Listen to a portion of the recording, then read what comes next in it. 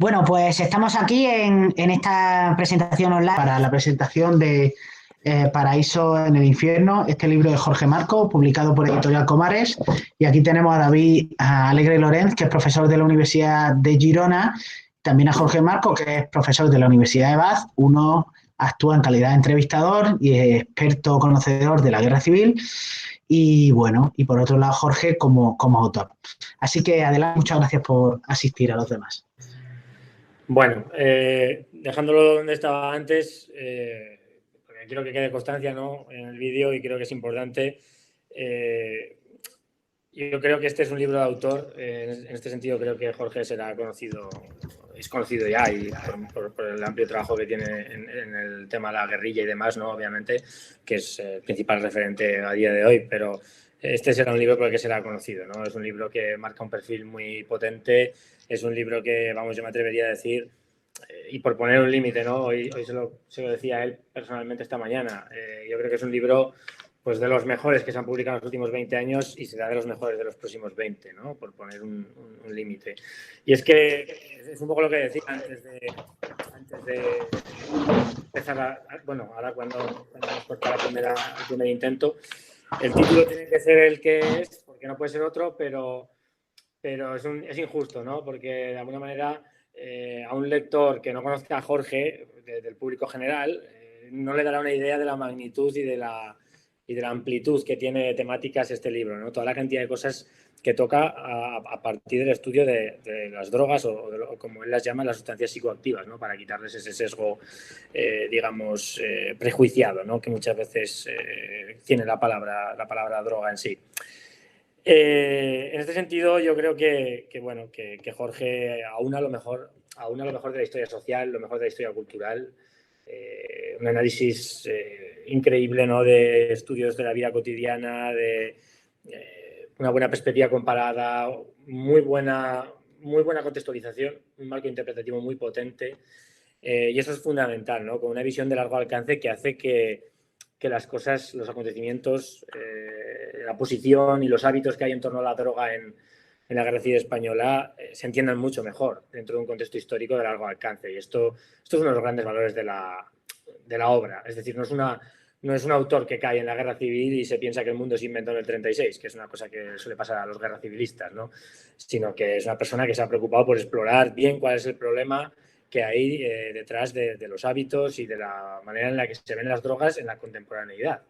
Porque Jorge, en las contextualizaciones que hace, tanto al principio en el marco interpretativo inicial como en cada capítulo, ¿no?, dedicado a diferentes sustancias, hace un abordaje de cómo son vistas, de cómo, hasta qué punto han cambiado, ¿no?, las visiones que tenemos o que se han tenido o que han existido sobre estas sustancias que analiza él, que son básicamente el alcohol, el tabaco, el cannabis, la cocaína, la morfina y el opio, vamos, los opiáceos, vaya, los derivados del opio, y cómo ha variado la visión que existe de ellos y los hábitos de consumo desde el siglo XIX, ¿no? Es muy a mí me ha gustado particularmente que analiza la frase de esta frase tan manida de Marx, ¿no?, de que la religión es el opio del pueblo. Bueno, claro, la analiza desde muchas capas, lo hace de manera muy inteligente, y además yo verdaderamente no me lo había planteado nunca, ¿no?, y me gusta mucho este tipo de análisis. Él lo dice, bueno, claro, cuando Marx pronuncia a mediados del siglo XIX esta frase de que la religión es el opio del pueblo, esa frase tiene muchas más capas, aparte de una connotación negativa del opio como algo que adormece,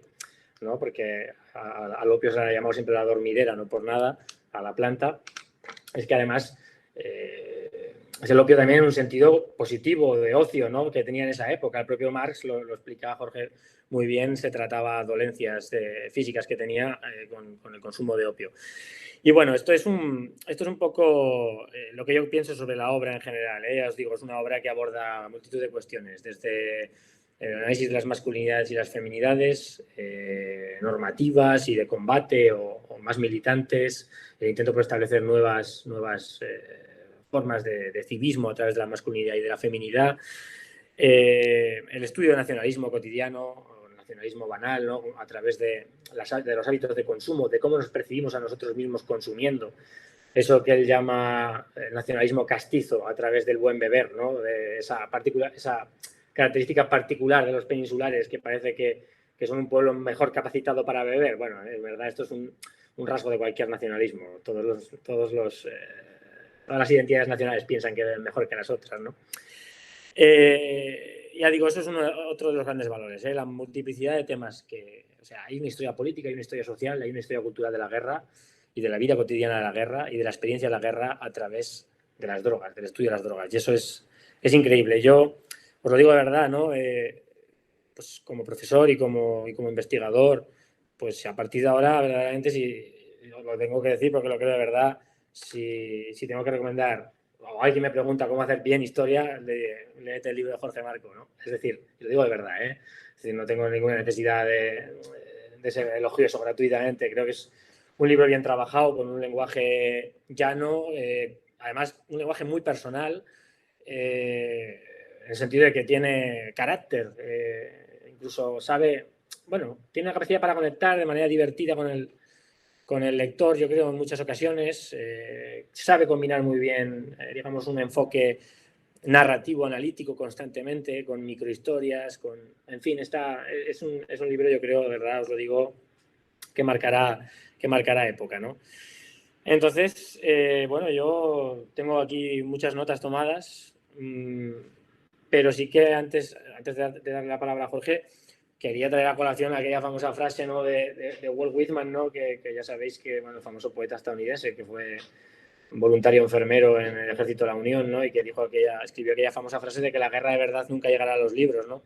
También esta frase tiene muchas capas, pero en cierto modo libros como el de Jorge contradicen esa idea de Walt Whitman, ¿no? Con todos los respetos, obviamente, al poeta, que era un sabio y que tenía muchas razones para decir lo que dijo, ¿no? Pero verdaderamente Jorge nos acerca a la guerra, ¿no? Y además lo hace con mucha honestidad, con mucha franqueza, muy consciente de sus limitaciones, de quién es él y de por qué piensa como piensa, por qué se acerca a su objeto de estudio como lo hace. Y eso es bueno porque el lector, yo creo, el público, los que leáis la obra, que os lo recomiendo desde ya, detecta, de alguna manera conecta con él, porque él lo pretende y lo consigue, ¿no? Es decir, este soy yo y he planteado este estudio desde este prisma. Él desde el primer momento ya empieza el libro explicando un poco cuáles son las principales preguntas que se hizo, qué problemáticas le surgieron al calor de intentar responderlas y cómo el propio objeto de estudio acabó cobrando vida, que es una cosa que siempre nos pasa, yo creo, a los investigadores, y si no nos pasa es mala señal, porque quiere decir que tenemos una visión muy preconcebida de lo que hacemos,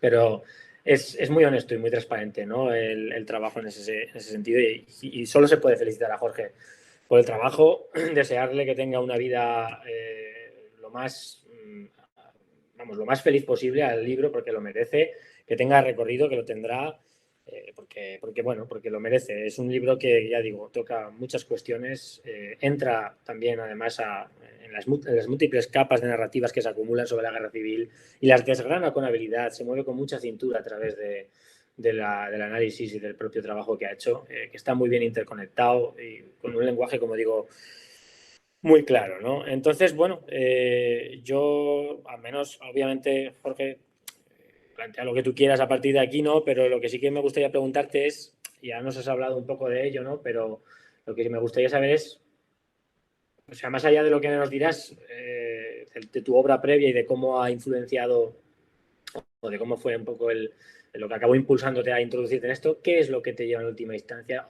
¿Por qué piensas en última instancia cuando estás planteándote hacer este libro que es importante tratar esta cuestión de manera, focalizarte en ella, ¿no?, en las sustancias psicoactivas, en las drogas? Primero quería decir a David por todas las cosas bonitas que habéis dicho del libro y de mi persona. Y segundo, me he quedado un poco trastornado por la intervención que ha ocurrido antes, al comienzo de la otra sesión. Bueno, la pregunta que me decía David sobre por qué el interés por la cuestión de las drogas en la guerra. Bueno, yo entiendo que en términos generales la idea de los antónimos drogas y Guerra Civil Española, en principio, lógicos, no están muy relacionados. Pero, en cambio, yo siempre, para mí siempre estuvieron relacionados, porque en mi casa había un libro que se llamaba Salida de las tinieblas, que eran las memorias de Juan Alonso, que había escrito este médico republicano que pasó la guerra enganchado a la morfina y luego el franquismo a las anfetaminas, al alcohol, etc. Yo lo leí siendo un adolescente. Este libro, que era un libro autoeditado prácticamente, estaba en mi casa porque justo mi tía abuela y madrina fue su criada durante toda su Juan, como se llamaba en casa. Entonces, para mí, esa relación de ideas entre drogas y guerra siempre estuvo ahí. Lo que pasa es que, claro, cuando yo lo leí siendo un adolescente, me imagino que no entendí nada, pero se había quedado algo en mi cabeza, de algún modo, yo creo. Y pasaron los años y siempre tuve la sensación cuando siendo un adolescente yo no quería ser historiador ni la cabeza. Pero después, cuando ya empecé a trabajar en el campo de la historia, en la guerra, etcétera, este libro siempre me estuvo persiguiendo. De que hacer algo con este libro. 2 o 3 años se lo propuse a Miguel Ángel, editar las memorias de Juan Alonso, y a partir de ahí, claro, yo empecé a hacer una investigación sobre las drogas. Y esto fue lo que me empezó a abrir de repente una serie de aspectos que yo no esperaba, ¿no? Al mismo tiempo, también me movía de forma muy intuitiva. Yo, los libros, en términos generales, los escribo o empiezo a escribirlos de forma muy intuitiva. Tengo la sensación de que detrás de eso hay algo que puedo descubrir algo, que pueden desentrañar aspectos que a lo mejor son menos conocidos o que pueden ser más innovadores. Y esto es lo que me pasó con este libro. Al principio yo iba con intuición, pensando, aquí yo creo que puedo descubrir ciertas claves que no se han abordado, y de repente me fui encontrando con un mundo del cual yo ni siquiera me había imaginado y que fue creciendo hasta que llegó a la... Yo obviamente supongo que generacionalmente me identifico también mucho, ¿no?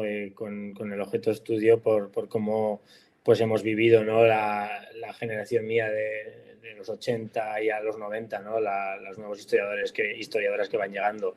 Entonces, claro, obviamente la pregunta la encuentro súper pertinente, ¿no? Y además, quiero decir, si vamos a los campos de batalla de la Guerra Civil Española, yo que siempre los he tenido muy cerca de mi casa, ¿no? Como turolense, pues sencillamente tenía que andar fuera del pueblo 3-4 kilómetros y llegaba, ¿no? Y te encontrabas pues todas las botellas estas de color verdoso, azulón, que eran las del coñac, las botellas de vino, los cascos por todos lados rotos, ¿no? Es decir, que se podía hacer una arqueología de superficie y era muy fácil ver el peso que tenía el alcohol, ¿no? En la guerra. Y claro, también por cómo lo hemos vivido, supongo, generacionalmente. Por eso tu libro enseguida, cuando me hablaste de él, dije, joder, esto hace falta, ¿no? Es muy necesario. Pero claro, el valor está en la manera en que lo tratas, ¿no? Y justamente además en las conclusiones planteas algunas cuestiones muy interesantes, ¿no? Sobre el presente, sobre el pasado y el presente y el futuro de los estudios de la Guerra Civil Española. Y una de las cosas que planteas con buen juicio es sobre el predominio que han tenido los estudios sobre la violencia en las retaguardias, que es lógico y normal, porque lo que hablabas tú, ¿no? Tú mismo lo comentas, hay una agenda social, una necesidad de la sociedad civil, ¿no? que está reivindicando eso, y obviamente pues nosotros nos movemos por las preguntas de nuestro presente, no nos podemos mover por otras, ¿no? Desde luego por las del futuro no podemos porque no sabemos cuáles serán. Tú también lo planteas. Dentro de 100 o 200 años sabe Dios si todavía están pudiendo hacer preguntas. Si sigue la raza humana viva, pues seguramente las preguntas serán muy diferentes, ¿no? Ahora nos estamos preocupando por el consumo de sustancias psicoactivas, por el bienestar animal en la guerra civil española también, que es una cuestión muy importante, la cantidad de animales que murieron reventados, ¿no? En las requisas que hubo, ¿no? De animales de tiro en el campo y demás. Claro, una de las cuestiones que se pone de manifiesto con tu trabajo es algo que venimos insistiendo mucho, ¿no? En los estudios sobre estudios sociales, ¿no? De la guerra en primera línea, que es que el principal instrumento de control, más allá de la violencia, que es lo que ha predominado en los discursos sobre todo en el bando insurgente, más allá de la violencia fue la conscripción de los soldados en los ejércitos, ¿no? Y creo que tu libro esclarece muchas cosas, arroja mucha luz sobre de qué manera se controlaron de qué manera se controla a estos combatientes, ¿no? Entre otras cosas a través de la tolerancia en el consumo, ¿no? Por mucho que fuera contradictoria con pues, por ejemplo, con el tipo de hábitos que quería imponer el bando republicano, cosa que explicas tú muy bien, ¿no? Que había propuestas desde la abstemia hasta la moderación, pasando por la abolición directa del alcohol, ¿no? Como algo que anorreaba a los hombres, ¿no? Y que dormía su voluntad. Entonces es muy interesante que el alcohol en última instancia lo que nos pone sobre la mesa es que en una guerra lo que importa es ganar, ¿no? Eso que los militares llaman el imperativo militar. Ganar a cualquier precio, ganar cueste lo que cueste. Y entonces, en ese sentido, creo que tu trabajo pone un hito más, ¿no? En todo este cúmulo de estudios que, bueno, un poco se inauguran con la obra de James Matthews, que está por aquí, también con los trabajos de Ángel Alcalde, y luego vosotros que hemos ido viniendo y otros que vendrán, ¿no? Y en ese sentido, pues, quería plantearte, ¿no? Una cuestión a raíz de todo esto, que es sobre la cuestión de la quiebra del combatiente, ¿no?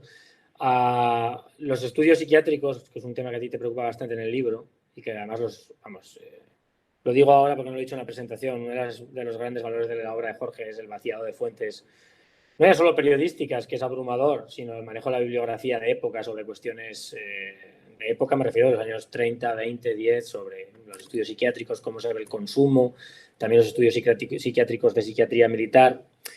Una de las cuestiones que sabemos hoy bien es que no existe eso de acostumbrarse a la guerra. No existe el combatiente experimentado que es capaz de tolerar la guerra de buen grado y que al final esa visión mítica que nos transmiten, por ejemplo, los filmes bélicos, ¿no? Las películas bélicas o las narrativas heroicas no es tal, ¿no? Y tu libro creo que muestra bastante bien hasta qué punto esto es así. Bueno, no es una pregunta, es más bien una reflexión, pero si quieres entrar al calor de ella. Bueno, fíjate, de varias cosas de las que has dicho he apuntado, comento tres cosas. Una de las conclusiones, fíjate, las conclusiones, a mí es una de las cosas que siempre más me cuesta escribir un libro. Reconozco que escribir conclusiones me cuesta mucho, sobre todo porque si van a ser volver a contar lo que ya he contado antes, me producen un aburrimiento tenebroso. Entonces, en este caso, lo que me propuse fue, bueno, no vas a hacer un resumen de lo que has contado, sino que has hecho toda la investigación y entonces te paras y vas a dar un nuevo salto. Y es, a partir de aquí, ¿qué conclusiones para el futuro puedes sacar, ¿no? Distintos ejes que puedan servir para el estudio, más o menos. Estoy contento. Esas son las conclusiones estoy más contento de las que he escrito en cualquiera de mis libros. Entonces, uno de los aspectos que señalaban era la cuestión que decías de la disciplina de la conscripción y cómo tiene que jugar tanto el ejército insurgente franquista como el republicano con las necesidades y lo que se está exigiendo también los combatientes, ¿no? Y ahí hay un proceso de negociación. Porque evidentemente ningún Estado mayor está completamente borrachos para ir a combatir al frente. Pero al mismo tiempo, en unas culturas como la española, pero no solamente la española, en todas las culturas occidentales de la época, el alcohol formaba parte de la vida cotidiana y más en el mundo combatiente, en el mundo de las trincheras. Por lo tanto, ahí tienen que iniciar un proceso de negociación. Y fíjate, lo interesante o el argumento que yo planteo es que el ejército franquista fue mucho más exitoso en esa negociación, mientras que el ejército republicano le costó mucho desprenderse de la visión utópica. El ejército insurgente, primero franquista después, porque fue muy pragmático. Y mi argumento es que sobre todo eso viene de que ya habían hecho en negociaciones previas en la guerra colonial, la mayor parte de los oficiales, la experiencia de la legión, que ya había permitido de algún modo llegar a esa negociación, a un punto de encuentro que a los republicanos les costó mucho. A los republicanos al final tuvieron que ceder y tuvieron que dar alcoholas fuertes como pudieron a los soldados que lo estaban exigiendo todo el tiempo, pero les costó todo el sangre. O sea, tenía una visión mucho más utópica al mismo tiempo, claro, como decías, la guerra, salvo algunas personas, algunos individuos que encuentran en la guerra su hábitat natural y es el espacio perfecto para ellos, para la mayor parte de los combatientes y más aún en ejércitos no profesionales, no conscriptos, como eran el ejército insurgente y el republicano, a la guerra uno no se acostumbraba. A la guerra uno lo que hacía es sobrevivir como podía. Y para ello sustancias psicoactivas, por supuesto, como el alcohol o el tabaco, eran fundamentales para las penalidades, las miserias, frente a ese relato que muchas veces a día de hoy sigue existiendo, un relato muy heroico, muy militante de la guerra, lo comento ahí en varios casos, la guerra olía a mierda, olía a orines, olía a vino agrio, olía a tabaco, olía a miedo, a podredumbre, a tristeza. y para ello se recurre a todas estas sustancias, el alcohol, por supuesto, el tabaco y en algunos casos también a la cocaína. Y esto tiene que ver también con esa quiebra del combatiente. De hecho, es uno de los efectos que yo creo que tienen, van a tener posiblemente más espacio de investigación para el futuro.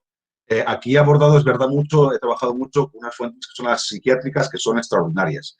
Y me ha permitido explorar cómo a través de adicciones, cómo la guerra, digamos, va a provocar el incremento de adicciones al alcohol, por supuesto, al tabaco, pero también a la morfina. Y esto en hombres que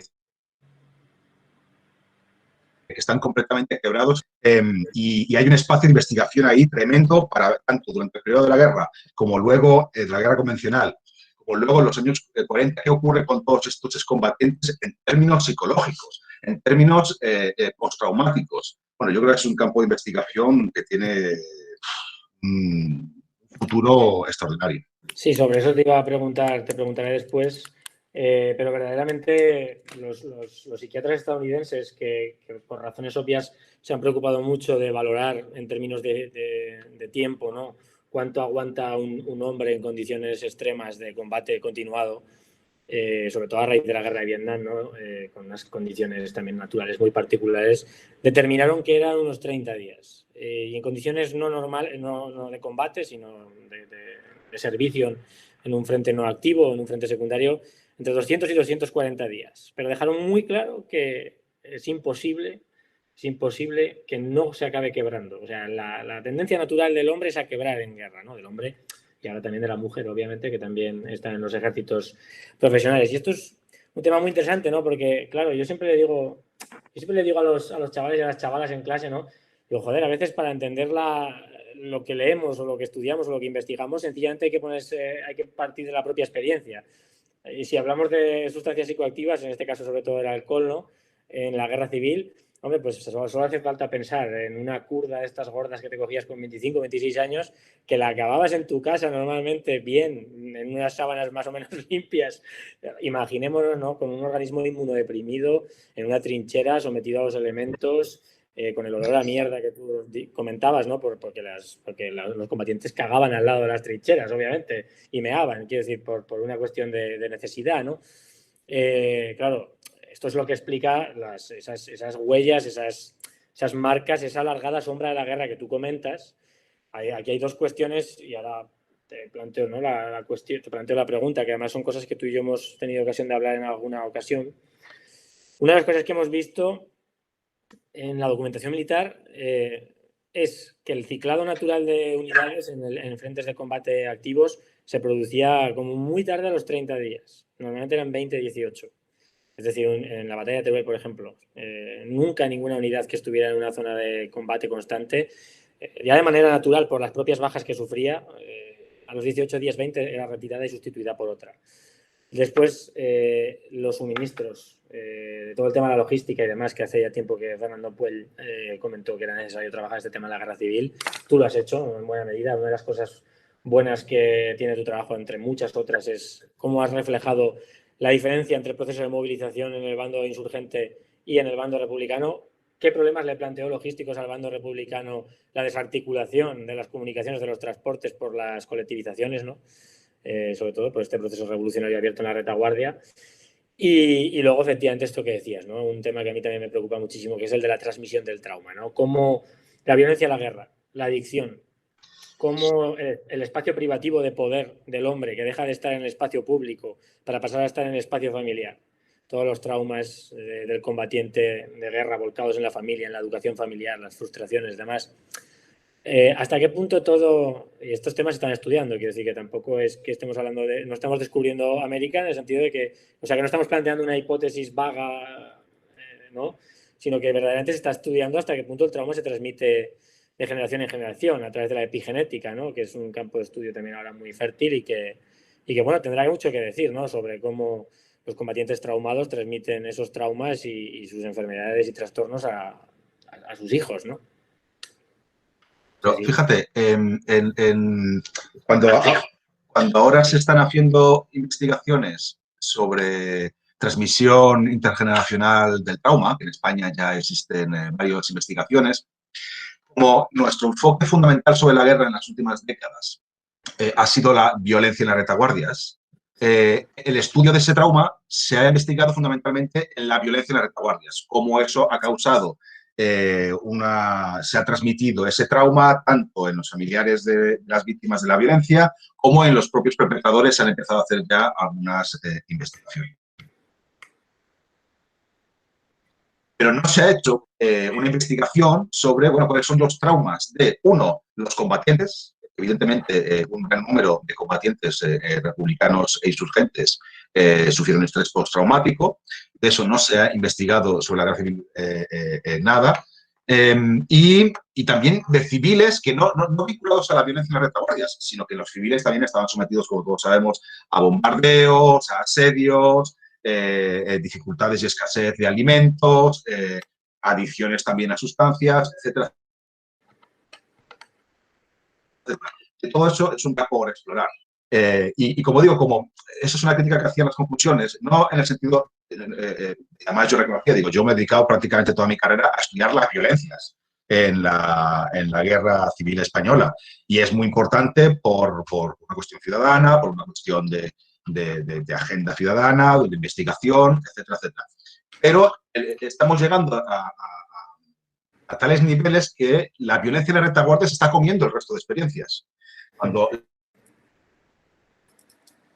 las experiencias fueron múltiples, y las de esas violencias en la retaguardia, pero también la de las personas que sufrían los bombardeos, la de los combatientes en el frente, la de los combatientes en los cuarteles mientras estaban haciendo los primeros meses de entrenamiento, el proceso de conscripción, que ya hay investigaciones que están realizando. Eso es decir, hay múltiples experiencias que estamos perdiendo porque nos hemos focalizado en la cuestión de la violencia. Por eso no es criticar que se deje de investigar la violencia hay que seguir investigando, evidentemente, la retaguardia, pero ampliar, como ya antes varios autores, esto desde Michael Seidman en su momento, James Matthews, Miguel Alonso, tú mismo, Ángel Alcalde, etcétera, etcétera, ya se ha empezado a abrir ese campo de abrir otras experiencias de la guerra más allá de lo que son las violencias en la retaguardia.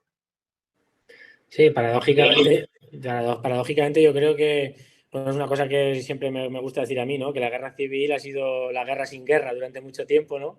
Me refiero a guerra sin guerra convencional, ¿no? Sin frentes, vaya, para entendernos.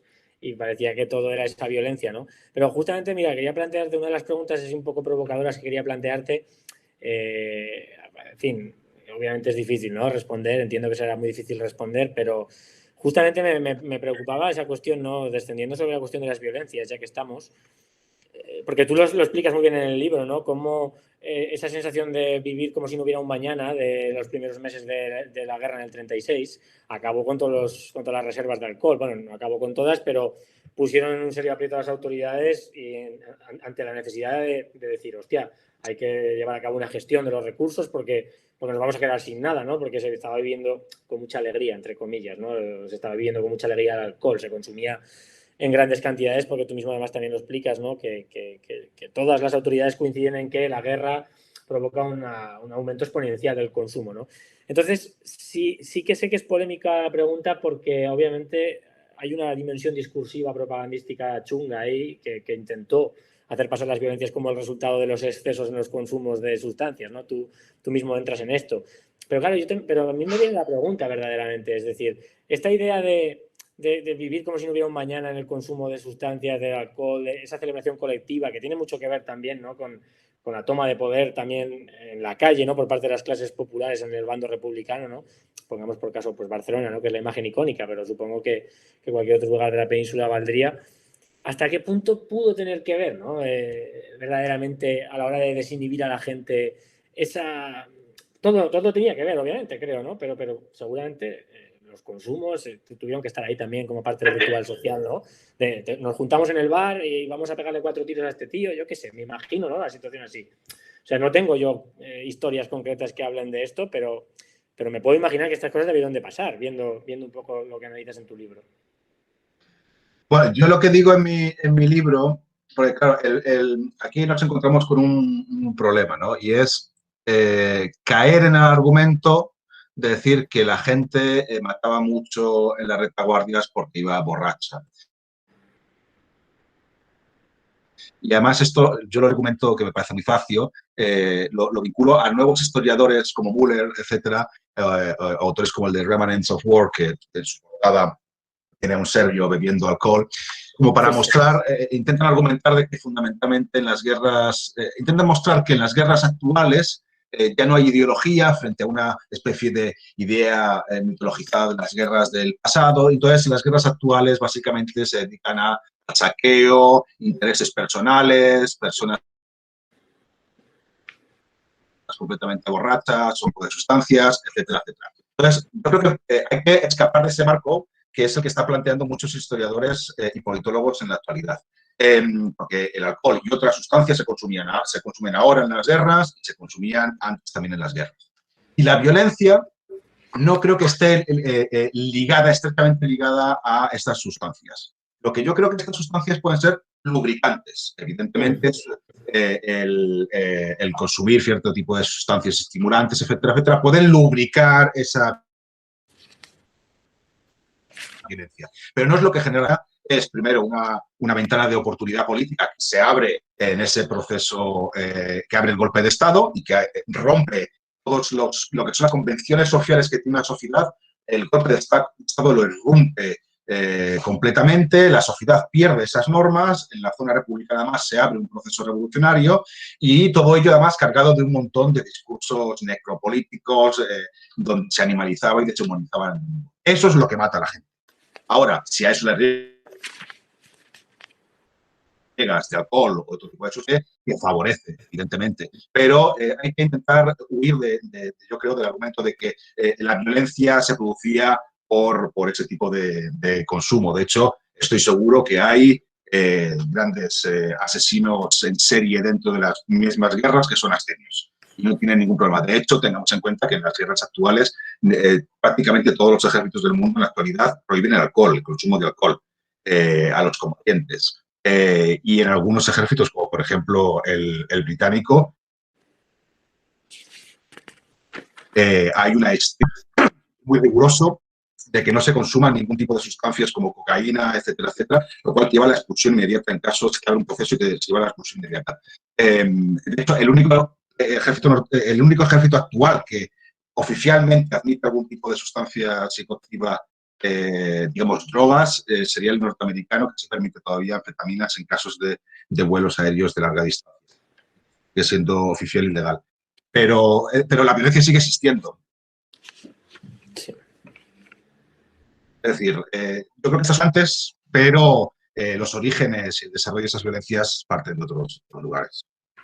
Sí, no, estoy completamente de acuerdo contigo, ¿no? Yo lo que quiero decir es que, bueno, es interesante plantearse, más allá de que obviamente el marco de oportunidad es otro, las cosas habrían pasado con o sin estas sustancias, ¿no? Pero es interesante plantearse. Pasa que esa conversación, por ejemplo, alcoholizada, podrían haber tenido esos mismos, por ejemplo, pensemos, unos milicianos republicanos, conversación completamente embriagados, un año antes y hubiera acabado en nada. Hubiera acabado en, sí, me voy a cargar a este y tal, pero hubiera acabado en nada.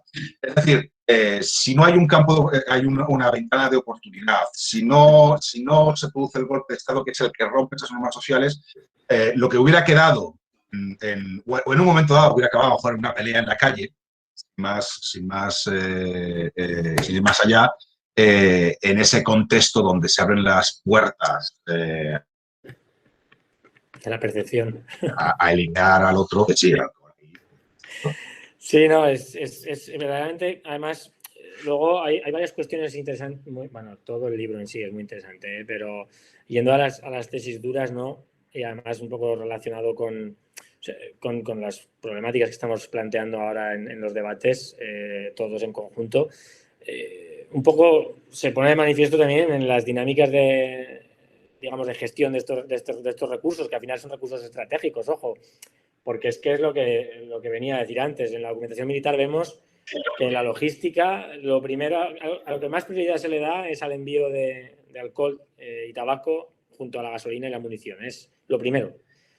Después viene lo demás, ropa de recambio, recambios o piezas para armamento defectuoso, incluso alimentación. Aquí En segundo lugar. matizaría una cosa. Sí, en el caso del ejército franquista, el ejército insurgente franquista desde el primer momento, en el caso del republicano van a tener prioridad las armas, etcétera, etcétera, y esto va a ser uno de los problemas de abastecimiento más importantes que van a tener los republicanos. De hecho, en la insurgente lo que van a hacer es las propias compañías, tanto bodegueras como la compañía de tabacos, en la zona insurgente, lo que van a hacer es, para no molestar la logística, la infraestructura del propio Estado Mayor, que llevaba pues todo lo que son avituallamientos, comida, armas, ropas, mantas, etcétera, etcétera, crean su propio transporte, sus propios grupos de camiones y de autobuses para trasladar ellos sin tener que molestar el resto de la infraestructura digamos, en un sistema paralelo privado. Esto en la zona insurgente. La zona republicana no. La zona republicana, como tiene que tener, no le queda más remedio finalmente después de las colectivizaciones y ningún sector privado se atrevía a asumir el control de eso, al final terminan por estatalizarlas. Se convierten en empresas privadas, pero siempre tenía prioridad, terminaba por tener prioridad el Asla. Entonces esto va a ser uno de los grandes problemas, porque no van a crear un sistema alternativo de camiones que puedan ir por carretera para llevar. Y esto va a ser uno de los problemas, por ejemplo, de abastecimiento en la zona tanto de alcohol como de tabaco. Luego, sobre la cuestión que tú lo planteas también muy bien, esa dicotomía entre la permisividad en primera línea y en primera línea y en la retaguardia también, claro, cuando los soldados van de permiso, que esta es otra historia también muy interesante, ¿no? Que también planteas varias historias y además algunas son muy, muy jugosas. Hay una que me gusta particularmente, que creo que es en León, si no recuerdo mal ahora, entre un regular, un soldado magrebí y un local, un civil local. Creo que es Zamora o Palencia, no me acuerdo. Zamora, es en la zona esta de Castilla Occidental, sí, ¿no? Es una historia apasionante, ya la veréis si leéis el libro, que vale muchísimo la pena. Al final, básicamente es un soldado magrebí retando a un local pues eso, lo está invitando a beber y al final, bueno, confraternizan allá en torno a los efluvios del alcohol. Es muy, muy interesante la historia tal y como está reflejada. Pero luego, más allá de eso, que además es una cosa que vemos en la documentación, por ejemplo, judicial, esto es un tema que ahora lo está trabajando Miguel Alonso, ya te explicará, y ya veréis el resultado del trabajo, hasta qué punto muchas veces el consumo de alcohol desmedido en ciudades grandes de retaguardia como Zaragoza, que son grandes centros logísticos y puntos de paso de soldados y demás, acaban provocando gravísimos problemas de orden público y ponen en cuestión muy seriamente a las autoridades franquistas en la retaguardia. Claro, estoy hablando de las franquistas porque son las que nosotros trabajamos más, ¿no? Otro de los grandes méritos que tiene tu libro es uno de los grandes fallos que tenemos la mayor parte de los que nos dedicamos a esto, que tenemos mucha querencia, la mayor parte, ¿no? Sobre todo yo, por ejemplo, lo reconozco, tengo particular querencia por estudiar el ejército sublevado y el republicano es algo en lo que estoy entrando hace muy poco tiempo. Pero eso es uno de los grandes valores de tu libro. Y vuelvo al argumento, ¿no? Esa dicotomía que hay entre esa permisividad, porque estas cosas normalmente acaban en nada, este tipo de causas abiertas judiciales, que hay bastantes, como digo, en archivos intermedios judiciales, con el discurso público, ¿no? De la moralidad, de la contención, de la moderación y sobre todo de utilizar las sustancias psicoactivas, como tú planteas en el libro, como arma política arrojadiza contra el enemigo, como mostrando que el enemigo es mucho más degenerado, bueno, mucho más, ¿no? Es degenerado y tú no, como tú tienes unos valores castos, como tienes un buen beber, al contrario que el otro, ¿no? En fin, y son temas verdaderamente, es muy interesante esa contradicción constante, ¿no? Entre el imperativo militar por un lado y el discurso ideológico por el otro, que esto es una cuestión en la que también debatimos muchísimo los que estamos metidos en temas de Segunda Guerra Mundial, ¿no? ¿Qué peso tiene la ideología realmente en la conducción de la guerra y en la manera de actuar de los combatientes? Estas cuestiones te las planteas tú. Es decir, tu libro, yo creo que el gran valor que tiene es que no rehúye ninguna de las grandes cuestiones y que además creo que sales airoso en todos los casos. Es decir, después se pueden discutir matices más, menos, se puede estar de acuerdo o no, pero está bien argumentado siempre y es un libro en el que como autor no te escondes nunca, ¿no? Y eso me parece muy loable, ¿eh? Y hay que ponerlo sobre la mesa, verdaderamente. Tiene mucho mérito. Fíjate, yo creo que la guerra, pero no solamente la guerra, fíjate, yo en este libro he aprendido una cosa que creo que voy a extrapolar en mis futuros trabajos. Es que he descubierto que no hay nada más extraordinario para analizar el pasado, analizar sus paradojas, sus contradicciones, la negociación que tiene que haber.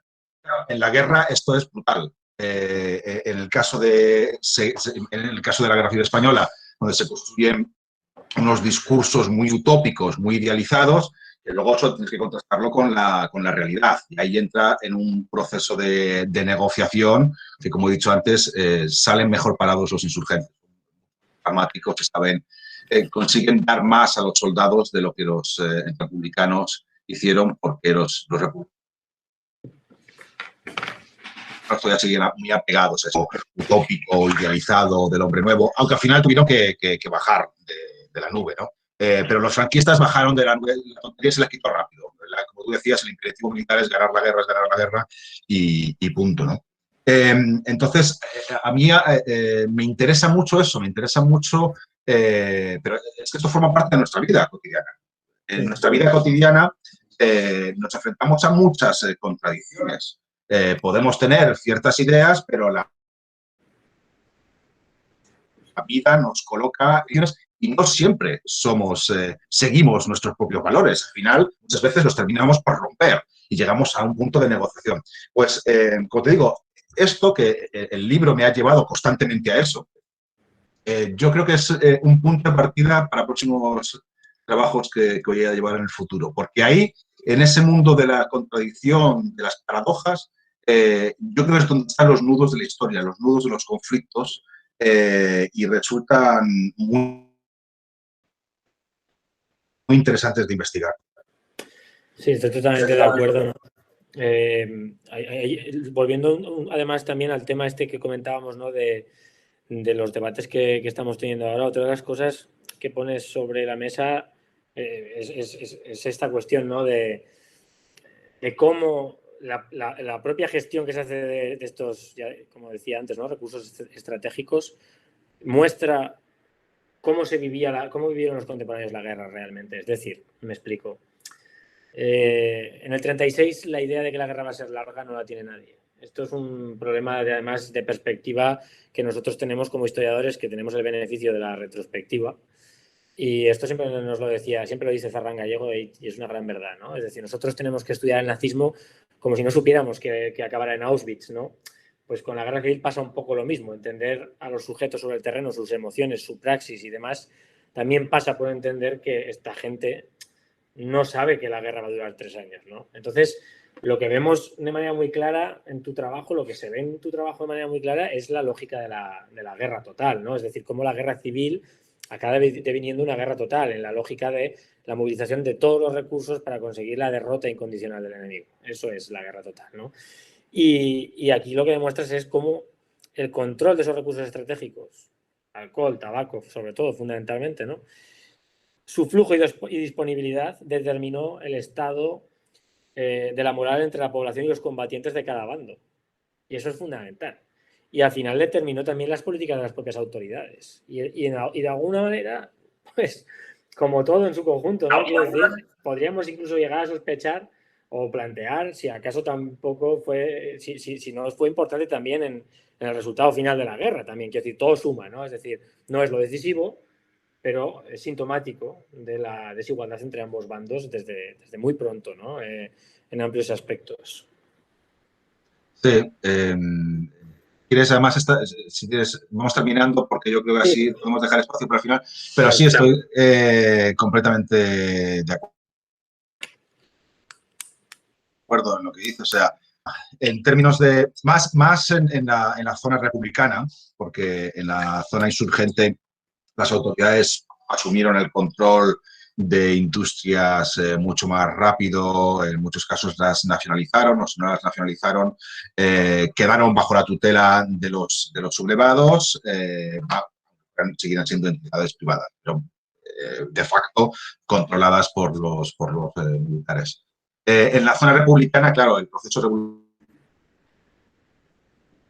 revolucionario y las colectividades lleva un proceso después de intentar, igual que esto sí se ha estudiado mucho más, el intento de recuperar el control del monopolio de la violencia por parte del Estado republicano contra los micropoderes que habla pues Ledesma o María, esos micropoderes que surgen en el espacio en la retaguardia republicana, pues igual ocurre con todas las industrias, con la industria alcoholera, con la industria tabacalera, con la industria farmacéutica, y el ejército republicano, el gobierno republicano siempre va a ir por detrás. Y además, cuáles son las sustancias, pero en el caso, porque luego, por ejemplo, el caso del tabaco también depende de dónde quedaban, la reestructuración regional, ahí podía quedar 2 fábricas de tabaco, pero a lo mejor no tenías fermentera o no tenías para hacer el papel. Es decir, ahí tienen que ir reubicándose poco a poco, cada uno de ellos con los recursos que podían contar. Pero el gobierno republicano siempre contó con muchas mayores dificultades por ese proceso revolucionario que le va a dar enormes dificultades para recuperar resortes de las industrias, la industria alcoholera. Y además, como estos micropoderes, en el fondo, claro, llevaron a una profunda crisis porque no solamente en el proceso de producción, sino también en el proceso de distribución, que en muchos casos llevó a la escasez, que no va a ocurrir en la zona insurgente y luego franquista, donde el control por parte de los militares y luego ya del Estado va a ser firme desde el primer momento y por lo tanto los recursos, como el alcohol, el tabaco, otros, van a quedar, digamos, no van a provocar grandes crisis de escasez como en la zona republicana. Y yo creo, Miguel Ángel, no sé si dejamos estos últimos minutos para ampliar la charla, porque básicamente estoy viendo que son amigos.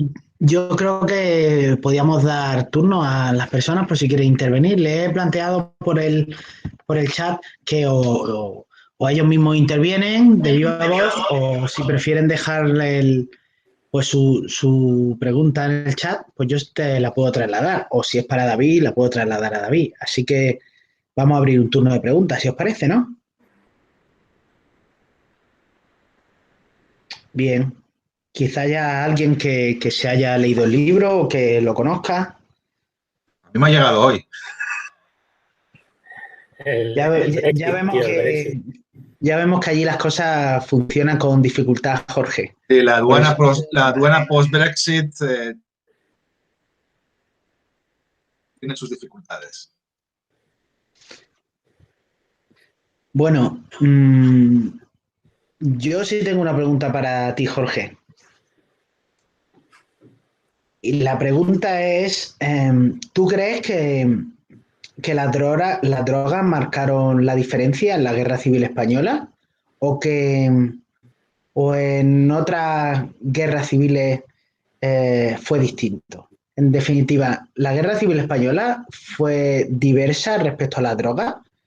¿Respecto a otras guerras civiles bien españolas o de otras épocas o de la época de entreguerras en el resto de Europa? Otras guerras coloniales, por ejemplo, estoy pensando la italiana en Libia en 1911 o cuestiones por el estilo. ¿Fue una guerra especial en cuanto a las drogas, la Guerra Civil Española?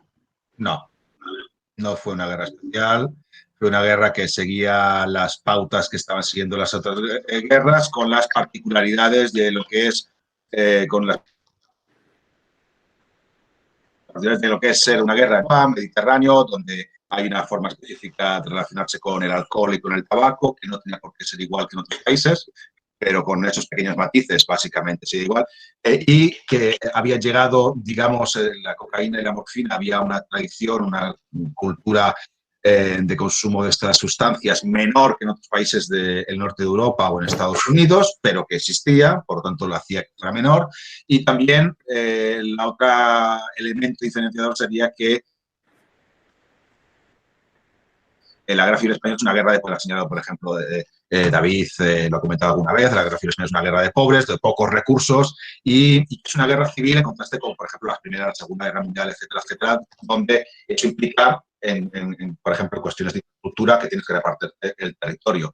Pero en relación con otras guerras civiles, salvo esas particularidades culturales de ser un país mediterráneo, su propia particular relación con el alcohol y con el tabaco, y que los dos contendientes tenían escasos recursos económicos, ministros, es lo que los elementos diferenciadores respecto a otras guerras, pero que, como digo, cada una, es que no hay dos guerras que sean calcadas en ningún aspecto. Cada una tiene sus particularidades en función del contexto cultural, del contexto histórico, del contexto tecnológico, etcétera, etcétera. No vamos a encontrar una guerra exactamente igual que otra. Eso es imposible. Pero más allá de esta aseveración, tenía los trazos similares del resto de guerras. Ninguna novedad. De hecho, la supuesta novedad que había planteado los investigadores tanto internacionales como españoles era que en España había sido el primer país que había experimentado con las anfetaminas durante la Guerra Civil Española, y en este libro demostró que esto es falso, que procede de un bulo, que surge de una conferencia de Emilio Mira, que era el director de psiquiatría del Ejército Republicano, en una conferencia que dio en Nueva York en 1940, una mala interpretación de lo que dijo, y a partir de ahí surgió el bulo de que España había sido el primer país que en un contexto bélico había experimentado con las anfetaminas. No tiene ningún sentido, porque en España la industria farmacéutica era completamente decadente en comparación con Alemania. Es en Alemania donde por primera vez empezaron los experimentos, en 1938, cuando la Guerra Civil Española está ya terminando, y el año siguiente en Estados Unidos, en 1939. Hombre, plantear que España iba a ponerse por delante de la industria alemana o la norteamericana para innovar en el campo militar, pues bueno. Hay una pregunta, Jorge. Sí. Te la leo para que quede constancia en el vídeo. Mira, pregunta Sergio Nieves. Yo quería preguntarte, sin haber leído en el libro, si has tenido oportunidad de detectar casos en los que los comités locales de la zona republicana emplearan el alcohol sobre derechistas vecinos para inducirles a presenciar o participar en asesinatos de aquellos que podía considerar sus correligionarios ideológicos. Y te desea muchas felicidades por la publicación y te da muchas felicidades por la publicación y por la intervención, y que está deseando leer el libro. Bueno, este tipo de casos, yo sobre todo los he investigado porque en la propaganda de este tipo de actos, donde tanto los republicanos, los comités locales republicanos, como grupos paramilitares en la zona insurgente, que emplearan el uso del alcohol como una forma de humillación para incrementar la sevicia, en la violencia. Esto hay muchísimo en la propaganda, tanto en la propaganda republicana como en la propaganda franquista. Yo lo he investigado cómo se utilizan estos elementos discursivos para intentar demostrar que el otro es un animal, el enemigo es un ser completamente desalmado y degenerado, y por lo tanto legitimar y justificar la violencia en contra de ellos. ¿Pudieron existir casos? Yo no he encontrado casos. Yo lo que he encontrado es mucha propaganda. Tampoco descarto que se diera el caso, tampoco descarto que en un momento dado se pudieran llevar a cabo este tipo de actos. Pero hay que tener mucho cuidado, porque la línea entre propaganda es muy difícil. Y yo todo lo que he encontrado es propaganda. Bueno, hay una pregunta picante. Bueno, ¿la transmites tú, David, mejor? Sí, bueno, está primero Alejandro y transmitiremos la de Javier después, que es muy buena. Y muy pertinente, creo, también lo diré. Bueno, Alejandro Pérez Olivares te dice que le gustaría que te extendieras un poco más sobre los testimonios del consumo de estas sustancias. Que cómo se recordó años después de la guerra, quién lo puso por escrito y quién no. Y luego sobre el tema de la transmisión intergeneracional del trauma, si puedes decirnos algo sobre testimonios de hijos y nietos de antiguos combatientes, aunque no aparezca mucho en el libro. Y nada, que enhorabuena y que felicidades a Miguel Ángel por la valentía de publicar el trabajo también. Bueno, sobre los testimonios de las sustancias, depende de qué sustancias. Sobre el alcohol hay muchísimos testimonios, prácticamente en todas las memorias de combatientes insurgentes y republicanos hay muchísimas referencias, anécdotas muy graciosas y con mucho jugo respecto al consumo de luego estaban descanso en la retaguardia, etc. Respecto al tabaco, hay menos referencias porque como era una cuestión menos controvertida, se escapa, es estos elementos cotidianos que muchas veces se escapan. Pero bueno, aún así, también hay referencias en las memorias. Otra cosa es cannabis, morfina y cocaína. Prácticamente no existen testimonios. De hecho, por eso las memorias de Juan Alonso, Salidas de las Tinieblas, son tan extraordinarias, porque es un libro, además es un libro que aunque aborda la guerra completa, mientras que el soldado es un libro que no trata de la guerra, sino que trata de su dependencia a la morfina y luego también a las anfetaminas en distintos contextos históricos, la Segunda República, la Guerra Civil, el franquismo, pero es un telón de fondo, lo cual es muy raro en unas memorias de un combatiente, porque normalmente las memorias de los combatientes, la guerra es la experiencia de su vida.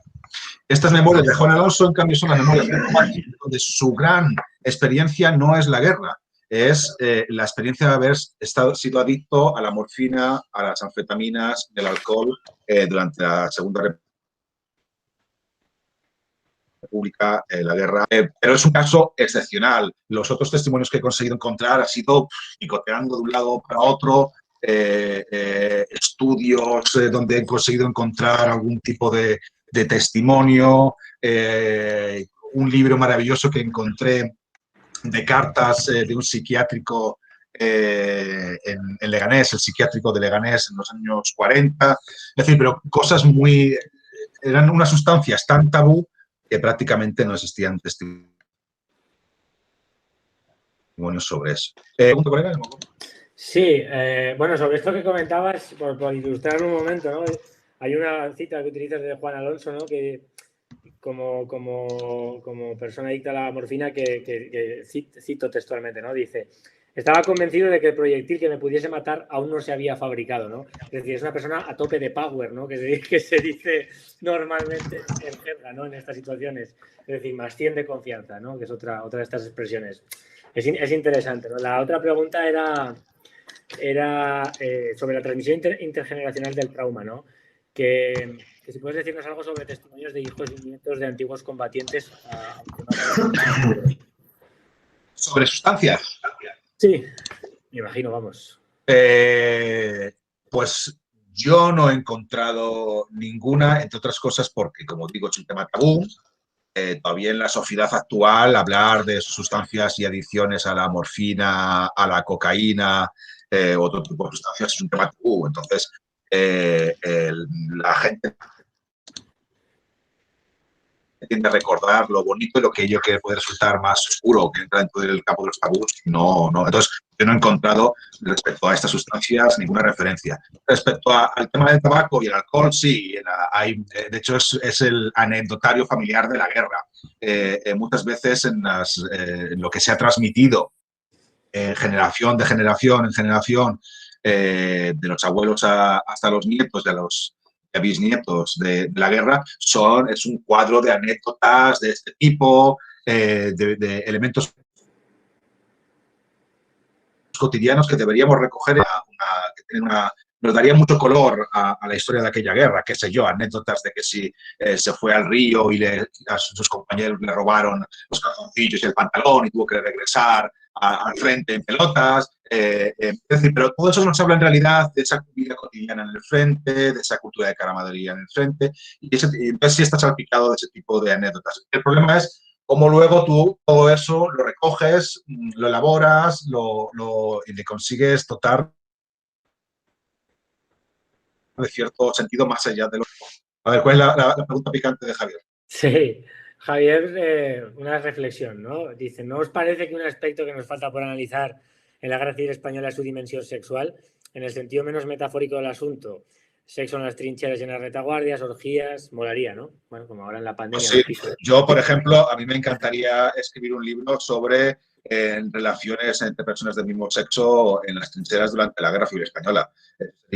Si yo tuviera material para escribir eso, ese sería mi próximo. Por supuesto, y de hecho voy encontrando y tengo una carpeta Word donde he encontrado alguna pequeña anécdota y las voy recopilando por si algún día se puede hacer algo.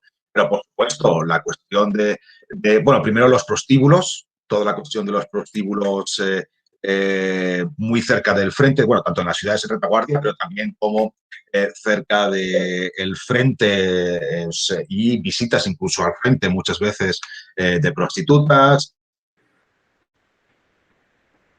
relaciones, sexo. Por ejemplo, en las memorias de Juan Alonso cuenta la historia de un combatiente republicano que es abiertamente homosexual, que además es muy jaranero, y muestra además Juan Alonso una mezcla como de simpatía y paternalismo, pero hasta que le tocan un poco su masculinidad y entonces le terminan dando una patada al marica de la unidad, ¿no? Que es el que va cosiendo, teje, por ejemplo,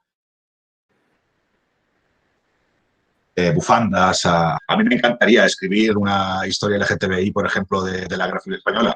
El problema es que ese es otro de los grandes tabúes. Al final se podrá abordar, yo creo. Habrá maneras de meterle mano al asunto y de que podamos hacerlo. Pero sí, estoy totalmente de acuerdo. La cuestión de tanto las violencias sexuadas, que por supuesto desde se ha empezado a trabajar, pero la sexualidad en la vida cotidiana, tanto heterosexual como sexual en el frente y en la de campo, potencial. Yo me gustaría apuntar un par de cosas que yo creo que igual pues son de interés, ¿no? Ya que estamos tratando el tema. A mí me gustan mucho los refranes, porque se lo digo siempre a mi alumnado, ¿no? Que condensan la sabiduría y la experiencia de generaciones y generaciones en una sola frase, ¿no? Es decir, no hay conocimiento más valioso que ese. Y hay un refrán que dice que en época de guerra todo agujero es trinchera. Habla por sí solo, ¿no? Entonces, sí que es verdad que en la documentación judicial hay mucho material sobre estas cosas. Bueno, hay bastante material. Se puede rastrear bastante bien casos de, pues como se llamaba en la época, inversión, ¿no?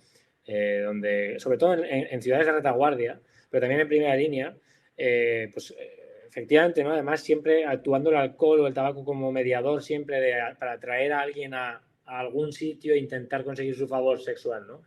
Casos de estos, documentación, hay bastante documentación. Pues me tienes que decir dónde está esa documentación, porque me lanzo ahí. Los archivos judiciales militares togados son los que recogen todo este material. Después, además, en la División Azul, los repatriados del 54, los que estuvieron prisioneros en la Unión Soviética y que volvieron con el Semiramis a Barcelona en abril del 54, esta gente estuvieron sometidos a una cuarentena política bastante chunga, una cuarentena además también sanitaria, ¿no? Porque cuando volvieron, las autoridades estaban preocupadas de que hubieran quedado contagiados por el marxismo, ¿no? Quiero decir, en términos puramente vallejona-gerianos, ¿no? Que tú utilizas bastante vallejona-gera en tu trabajo, Jorge. Y bueno, pues lo que se hizo fue llevarlos a casas de, lo que se llaman aquí en Cataluña casas de colonias, vamos, casas del Frente de Juventudes en Málaga, para tenerlos allí como con el pretexto de que estaban cumpliendo unas vacaciones, ¿no? Entonces estuvieron bajo observación de un psiquiatra militar que se llama Rafael González Mas, que escribió un libro que se llama La cuarentena, siendo ya muy mayor. Él me lo envió, es un libro muy bonito, es una pasada de libro, un librito pequeñín. Y el tío ¿Cómo se llama? ¿Cómo se llama él? La cuarentena, Rafael González Mas. Y él es gallego y me lo envió, ¿no? A raíz de un artículo que publiqué sobre la División Azul, porque se había identificado con lo que había escrito y tal, que su experiencia como psiquiatra, digamos que de alguna manera venía a confirmar lo que yo había escrito, ¿no? Y comentaba justamente cuántos casos de gente, de españoles que pasaron por el Gulag de la División Azul, volvieron en relaciones homosexuales, abiertas. Es decir, que les importaba una mierda, que les dijeran, hey, tío, esto no está bien, ¿no? No, ellos eran parejas sentimentales, en el más puro sentido de la palabra. Es decir, quizás no había ni contacto sexual, pero eran parejas sentimentales, tenían roles de pareja entre ellos dos, ¿no? Y constata bastantes casos dentro del grupo de repatriados que pasa por esta cuarentena ya os digo, en una casa del Frente de Juventudes en Málaga. Y en la División Azul también, ahí en la documentación militar, judicial, también arroja unos cuantos casos de, como diríamos, ¿no? Agresión sexual, por decirlo de alguna manera, ¿no? En ese momento el agredido lo vive como tal y lo es, ciertamente, ¿no? Seguramente. No, pero por ejemplo, en las cárceles franquistas, eso sí, yo he conseguido documentar y de hecho en la obra del miedo contamos algún caso de violaciones, por ejemplo. Es interesante también este tema. De guardias de las cárceles contra presos. Sí. Yo creo que eso es un campo... Ya se han escrito algunos pero sobre todo sobre la homosexualidad masculina se ha escrito sobre todo durante el franquismo, más en los años 60, 70, explorar, yo creo, guerra y todo lo que es la guerra hasta 40, 50, porque hay un campo muy amplio. Sí, muy bonito además. Hay otra pregunta de Daniel Raya, compañero de la UAB. Buenas tardes, me gustaría preguntar un poco relacionado con lo que decía Javier, si se ha detectado un sesgo de género en el consumo de drogas, sobre todo en relación con la prostitución y la violencia sexual, porque con los diarios personales que yo he consultado creo que sí se intuye un patrón. Muchas felicidades por el libro. Sí, sí, sí. Hay unos patrones, también unos estereotipos. Por ejemplo, en el caso del tabaco es muy claro. En España empieza a haber un patrón, porque las mujeres fumaban habitualmente en España durante el siglo XIX, hasta que a finales del siglo XIX eso se empieza, la cultura de feminidad burguesa empieza a esas y empieza a verse de forma negativa. Solamente otra vez a partir de los años 20 empiezan a surgir las mujeres modernas, transgresoras que empiezan a volver a fumar en público, etcétera, etcétera. Por supuesto, en el caso del alcohol también había tipos de alcohol que estaban más masculinizados y otros tipos de alcohol que estaban más feminizados. O los espacios de socialización, las tabernas en los espacios de socialización exclusivamente masculinos, donde las mujeres estaban vetadas. Y en el caso de otras sustancias, por supuesto, tanto la morfina como la cocaína, de hecho, se van a convertir, la cocaína se convierte a partir sobre todo de la Primera Guerra Mundial en la droga de las prostitutas. El estereotipo social, igual que antes de la Primera Guerra Mundial, la droga tenía un punto snob, muy cool entre las élites sociales y tal, a partir de la Primera Guerra Mundial se va a convertir en la droga de las prostitutas, de las mujeres de mal vivir, etcétera, etcétera. Y en el caso de la morfina es interesante porque si ven la cocaína, de hecho la cocaína a partir de la Primera Guerra Mundial era de las prostitutas y de los homosexuales. Eran a partir de, va a coger esta estigmatización. En el caso de la morfina es interesante porque la cuestión de género, es decir, se va después de distinguir lo que son las mujeres morfinómanas y los hombres morfinómanos, pero se considera que a la par hombres y mujeres son adictas a la morfina, cada uno evidentemente vinculados también al lesbianismo, a todo lo degenerado, evidentemente. Entonces se va, y a los hombres a la homosexualidad, etcétera, etcétera. Y esto lo va a construir tanto las masculinidades burguesas como las masculinidades obreras en las primeras décadas del siglo XX. Entonces, sí hay dinero en torno a los estereotipos que se construyen en el consumo de... Pensemos además que en el caso de la cocaína, por ejemplo, la cocaína llega a España en la Primera Guerra Mundial y para esto los libros de Juan Carlos Usó os los recomiendo porque son maravillosos, y él habla de cómo se introduce la cocaína en España de forma abundante durante el contexto de la Primera Guerra Mundial. Y una de las vías es, por ejemplo, prostitutas que vienen desde Italia, desde Francia, justo en el contexto de la Primera Guerra Mundial, primero a Barcelona, luego a Valencia, etcétera, etcétera, y que vienen con el hábito de la cocaína y que de algún modo lo están viendo. Esta sería una...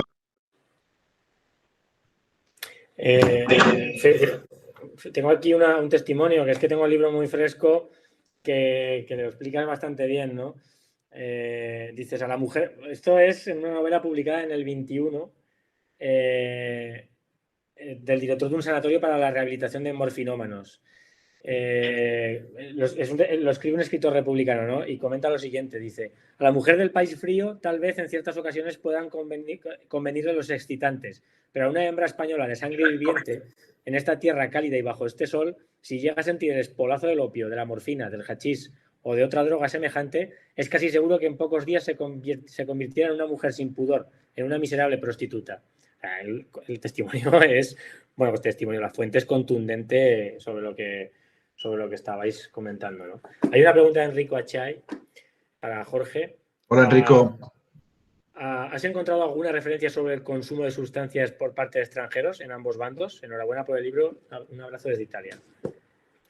Sí, gracias, Enrico, por la pregunta. Pues sí, una de las cosas que he intentado hacer también es, aparte de, claro, el libro se centra en soldados corrientes, ya sean conscriptos voluntarios españoles, pero también he incorporado tanto miembros de la Legión Cóndor o italianos, en el caso del ejército insurgente, o de las brigadas internacionales en el republicano.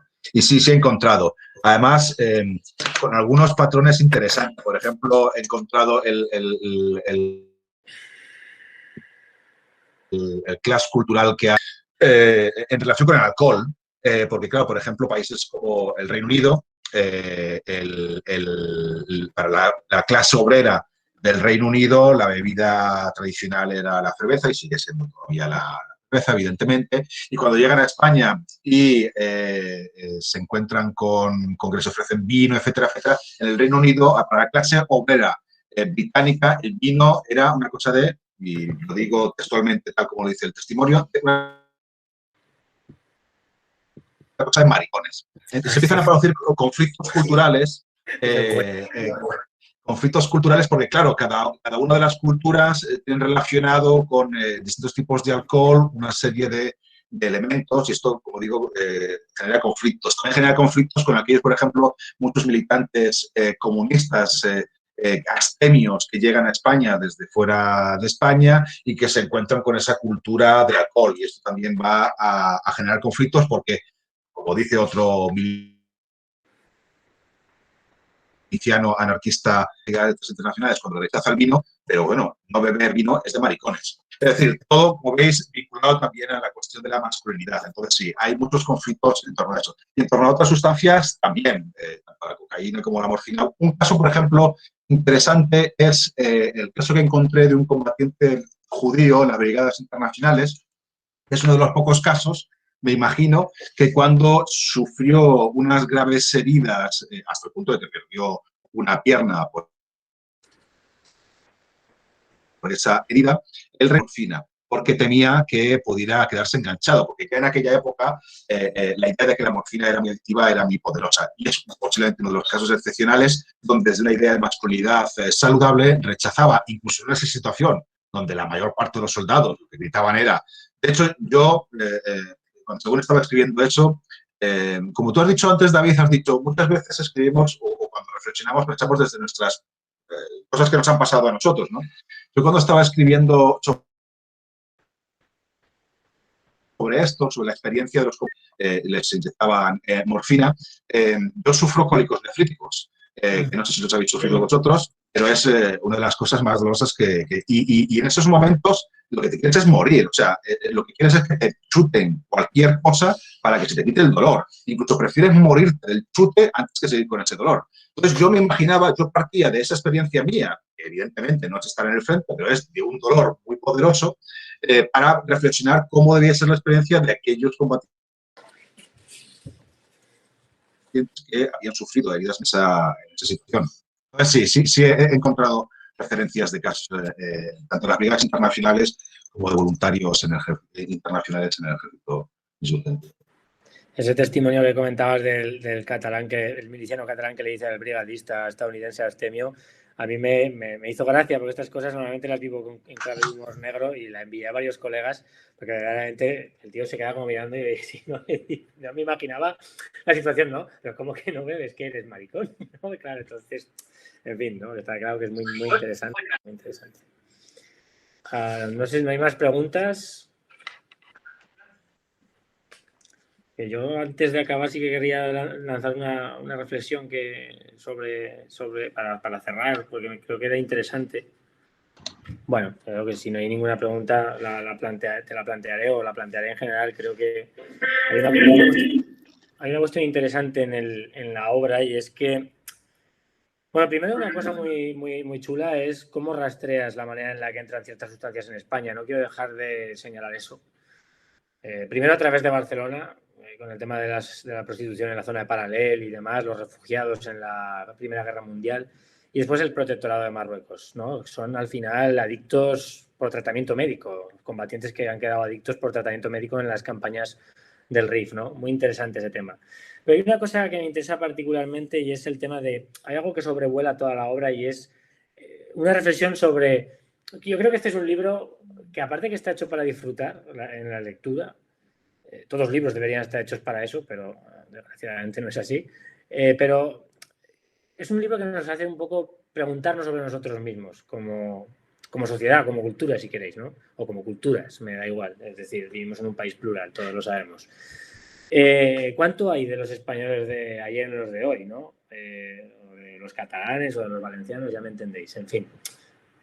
hay mucho, ¿no? Y Jorge lo va planteando constantemente a lo largo del libro. Es decir, por un lado a veces sí y por otra veces no. Es decir, en las conclusiones finales vienes a decir, bueno, y es así, yo también lo creo. Es decir, la guerra es un objeto oscuro del pasado, ¿no?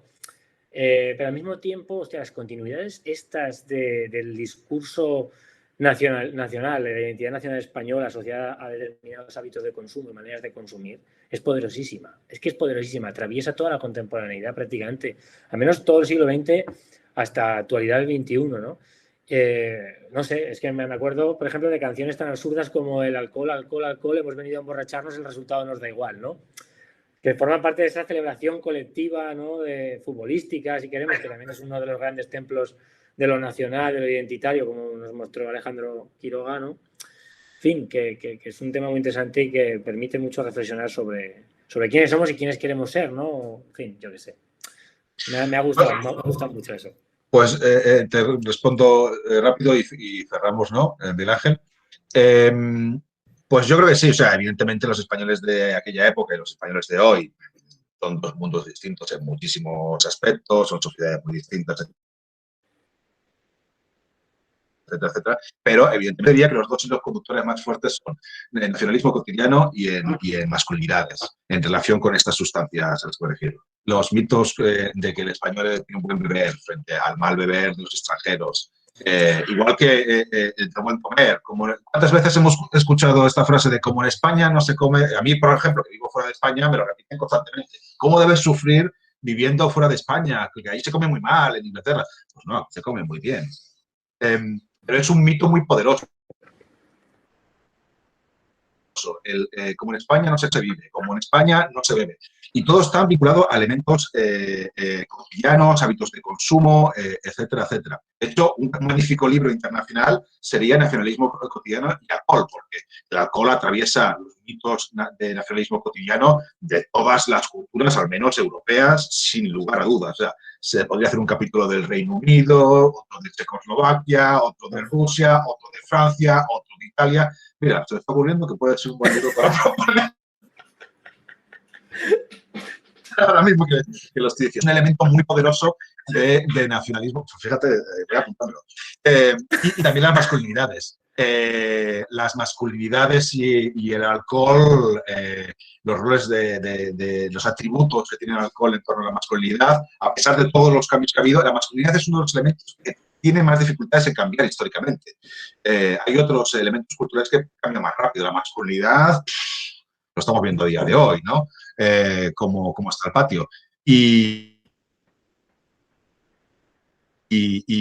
ahí, de hecho, fíjate, voy a terminar con esto. ¿No te acuerdas, Miguel Ángel, cuando yo estaba escribiendo el libro, te envié un correo porque encontré, fue en el momento en que el gobierno español estaba teniendo un problema muy fuerte con la Unión Europea.